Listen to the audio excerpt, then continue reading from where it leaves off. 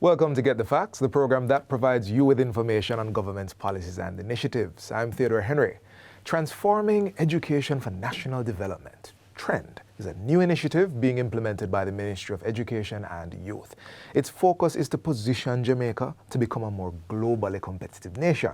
And joining us for another week to tell us more about this exciting development in the education sector is Dr. Kasan Troupe, Permanent Secretary in the Ministry of Education and Youth.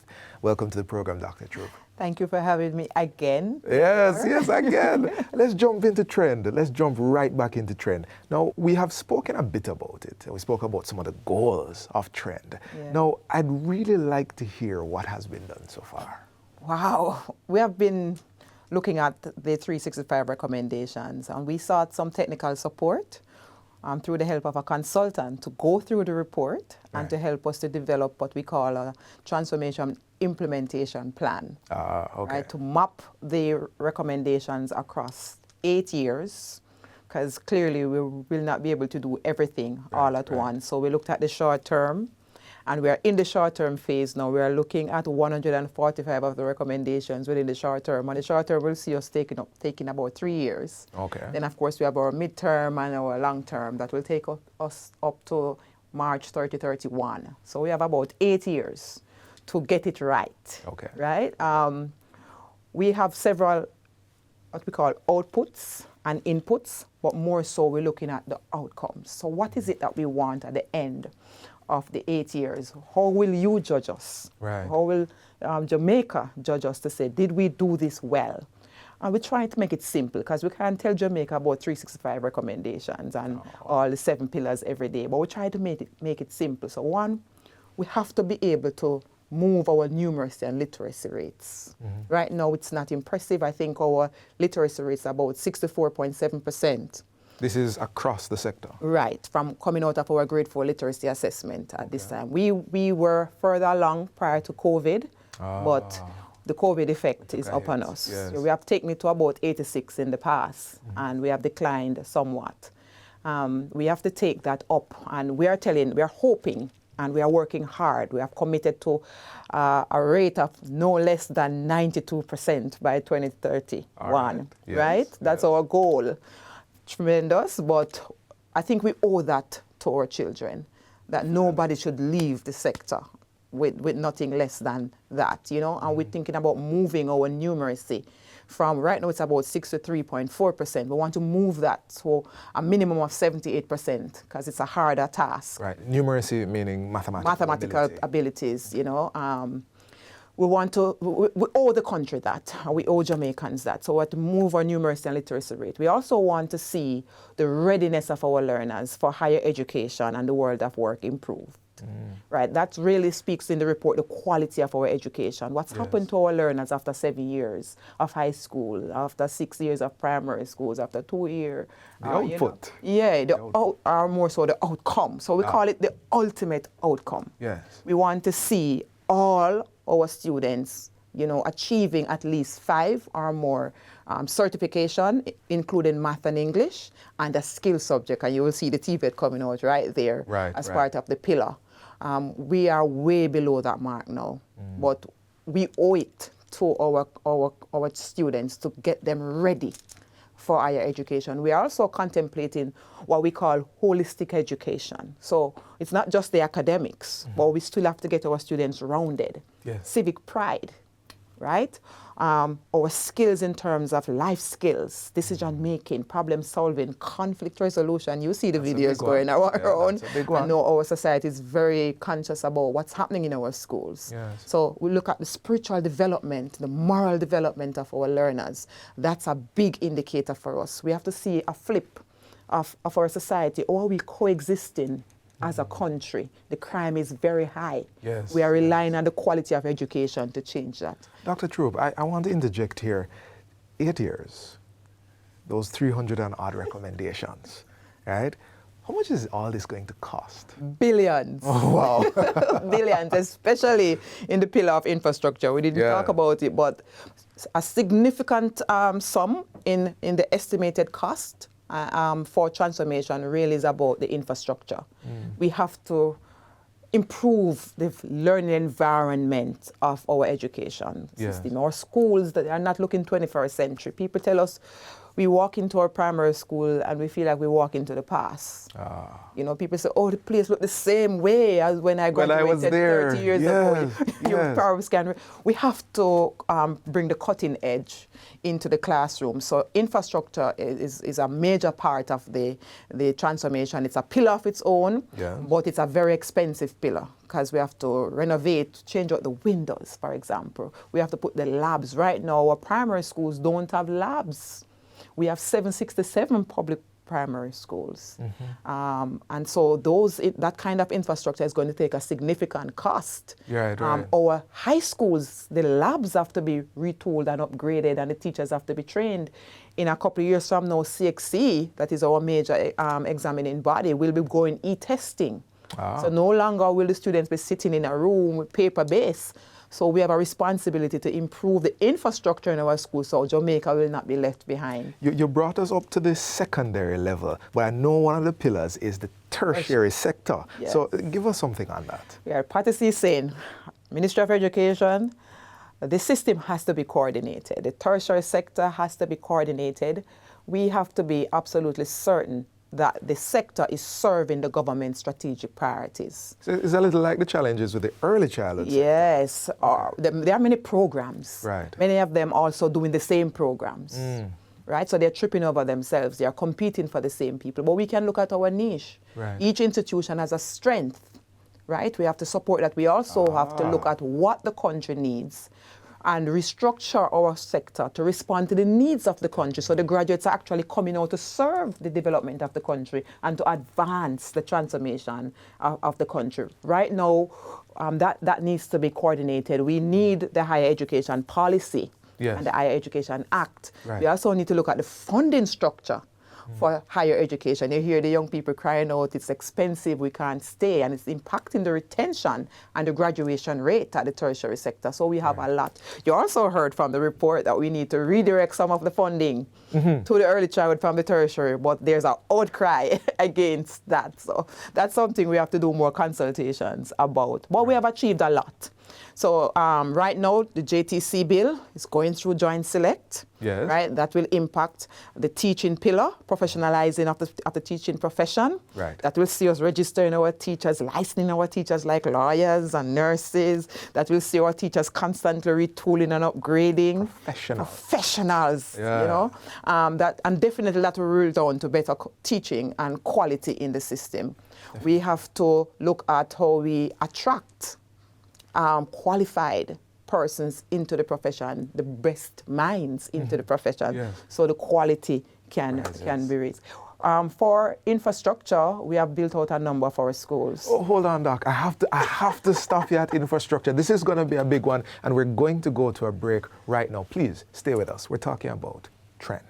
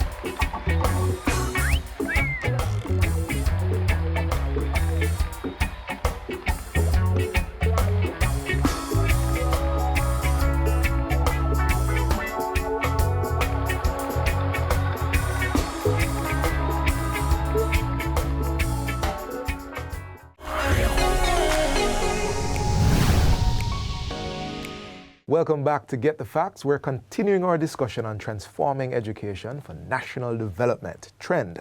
Our guest again is Dr. Kasan Troupe, Permanent Secretary for the Ministry of Education and Youth. Doc, I jumped in when you said infrastructure. It's all yours. Tell us about that pillar. Right, because this year that we're doing the first year of the transformation program, we're actually spending approximately $3 billion budgeted for. looking at infrastructure and technology. Wait, sorry, budgeted for. We're not looking for the money, we have it. Budgeted for. Love that. For infrastructure alone, I think it is $1.1 billion that we got from the Ministry of Finance to carry out the infrastructure work in our schools, to expand, to build out the auditorium, the classroom, to do electrical work, to build labs and so forth. Yes. And we have these on programs. We have commitments to some schools because we can't do everything at the same time. Right, so we build out programs. We're looking at an assessment center for special education needs over the East, because we don't have one there, so those students are not properly served. So that's part of it, to make sure that our students can be assessed and can be channeled into the right direction for services, appropriate services. We are looking at our internet broadband program, a massive program that we are rolling out. If you're going towards e-testing. Exactly. If you're going towards e-testing, you have to have a trusted infrastructure in place. Right. And I can tell you that this time we have over, I think, 663 of our schools already on the broadband. Yes. Yeah. Getting internet support, being fully funded by the Ministry of Education, so they can disconnect their private providers and save that money to do something else. But you can take that funding from them. You can, redirect that into an area of need. We are building out the labs, as I told you, in the e-learning. So this year, with the budget, we got about 15,000 laptops centered on the high school. That's over $2 million invested right there into the high schools. Again, getting ready for e-testing and getting our students in the 21st century. And of course, we gave out a lot of devices to support. Added to that, we are completing the laptop provision for teachers. So yes, Jamaica has a laptop for every teacher. Yes. And though it came through advocacy, through the union, so we supported it at the Ministry of Education, and we agreed over a 3-year to make sure that every teacher that comes into the system is resourced in this way to support the teaching and learning process. We're on the final leg of that, and I can say about 85% of our teachers have a laptop in hand, and great. We are completing that. So that's some of the major things that we have done under infrastructure. We're partnering with Digicel Foundation and other international private providers to build out some labs and resource rooms in our schools, to build out special education centers in our schools. Under the pillar of governance and accountability, IDB is currently working with us to build out the software and support to enable accounting for financial resources in our schools. At the school level? At the school level. Okay. So right now, for example, our principals at the primary level, they have to do a lot of the accounting work.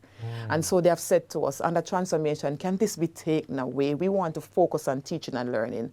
And it is the right thing to do. In the high schools, they have bursars who are dealing with the finances. Right. So why can't we? And we are held to the same standard of performance. Yeah. So we are working with IDB now to train our teachers and principals and supporting the schools. We are going to be putting in the software to enable the work. We are layering the technology onto the system. We are rolling out our EMIS, our Education Management Information System, which is a part of the accountability and governance arm, and also the data-driven approach to education. Now we're going to be tracking attendance, tracking behavior. Those are the 3 modules, and performance that we're rolling out. Digitally.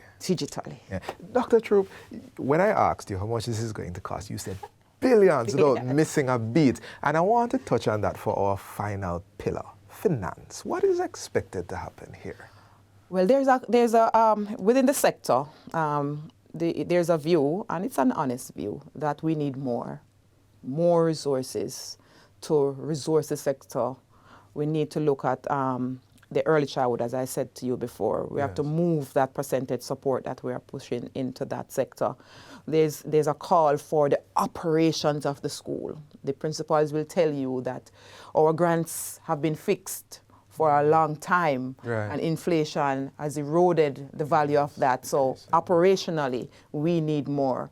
So what we have done thus far, we have developed the terms of reference to create the group of persons who will examine the different levels. So we have a group of volunteers who will look at the cost of education at the infant, primary, secondary, tertiary level. So different groups are working today, examining the inputs and outputs and see what is truly needed.